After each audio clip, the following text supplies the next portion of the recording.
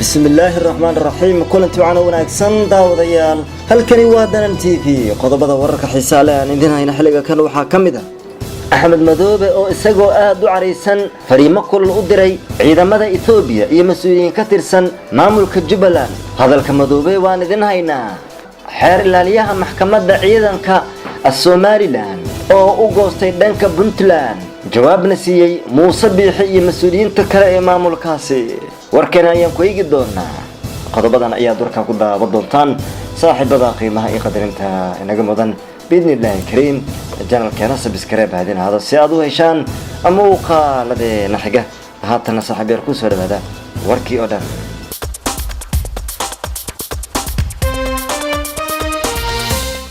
madaxweynaha maamulka Jubbaland Axmed Maxamed Islaam Axmed Madoobe oo kulan gaar ah la qaatay agaasimayaasha wasaaradda maamulkaasi ayaa ugu digay inay ku dhaxmilmaan siyaasadda dalka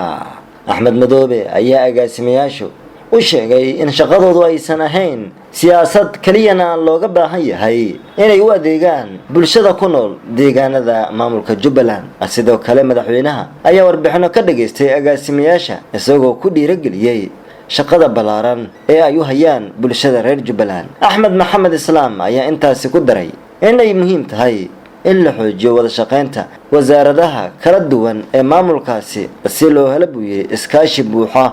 oo u dhaxeeya dhammaan mas'uuliyiinta dowlad goboleedka Jubbaland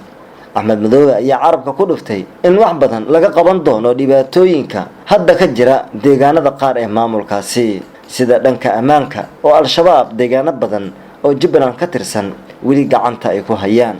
dhinaca kale Axmed Maxamed Islaam Axmed Madoobe ayaa waxa uu fariin u diray ciidanka Itoobiya fariintaasi oo ah in ciidamada Itoobiya ay ka baantoobaan waxa ay ka wadaan deegaanada qaar ee Jubbaland sida gobolka Gedo Axmed Maxamed Islaam Axmed Madoobe ayaa ugu baaqay saraakiisha ciidanka Itoobiya in aysan ku dhaxmilmin arrimaha siyaasadda Soomaaliya kala fiirsadaan waxa ay haatan ka wadaan gobolka Gedo fariintu Axmed Madoobe xiligan u diray ciidanka Itoobiya waxay imaanaysaa maalmo kooban un kadib markii mas'uuliyiinta degmooyinka Luuq Doolow iyo Balad Dhaxaawo la geeyay magaalada Addis Ababa ee xarunta dalka Itoobiya halkaas oo shirar ay ugu qayb galeen kadibna ay dib ugu laabteen degmooyinkooda xeer ilaaliyihii maxkamadda sare ee ciidanka maamulka Somaliland gaashaan la dhaxay Sahal Farax Raage oo maanta warbaahinta kula hadlay magaalada Garowe ee caasimadda Puntland ayaa sheegay inuu isaga soo tagay xilkii uu ka hayay Somaliland guud ahaan maamulkaasi uu ka baxay gaashaan la dhaxay Sahal ayaa sababaha uu ugu soo baxay Somaliland ku sheegay cadaalad daro ka dhex jirta buu yiri hay'adaha maamulkaasi ee goonisu taaga ah waxa kale uu sheegay